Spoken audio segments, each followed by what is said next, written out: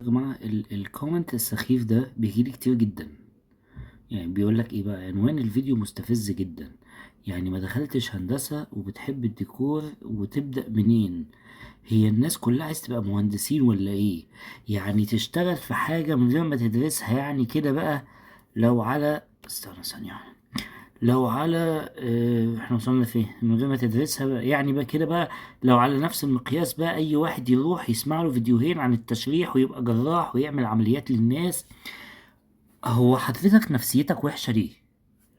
يعني انت ليه نفسيتك مش حلو؟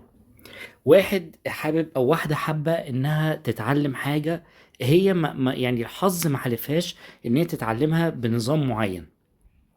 وبعدين حضرتك بتقارن لي ايه بايه؟ ومين قال اصلا ان هم بيشتغلوا من غير ما يدرسوه؟ ما انت شايف اهو ان لو ما دخلتش وبتحب كذا. انا بقول لك تبدا ازاي.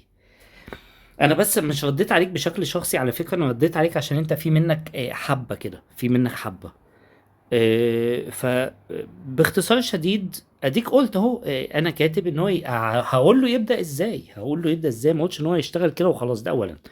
تاني حاجة، خلي عندك جانب منطقي. دي حاجة من انا يعني معلش، انت تقريبا انت صغير او حاجة الله اعلم.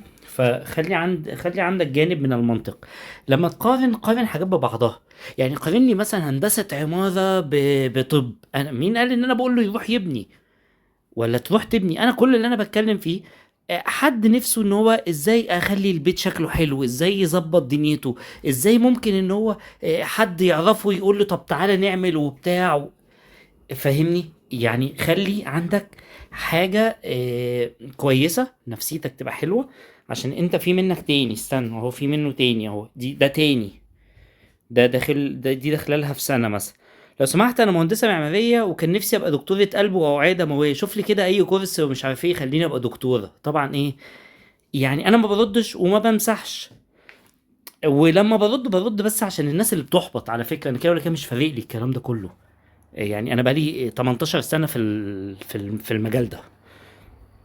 خلاص.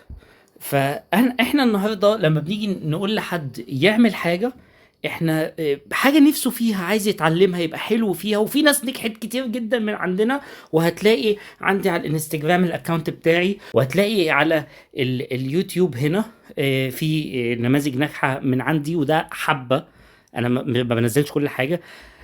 هتلاقي عندي زي ما قلت على الانستجرام، في عندي هايلايتس، تو هايلايتس هتلاقيهم موجودين فيهم الماي ستودنتس بتوعي.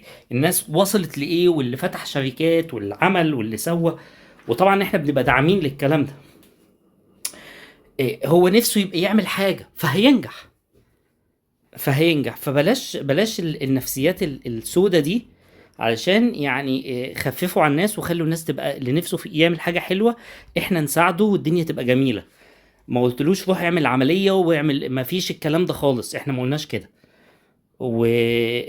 خليك حلو كده، وخليكي حلوة، وخلوا نفوسكوا حلو. يلا بالتوفيق.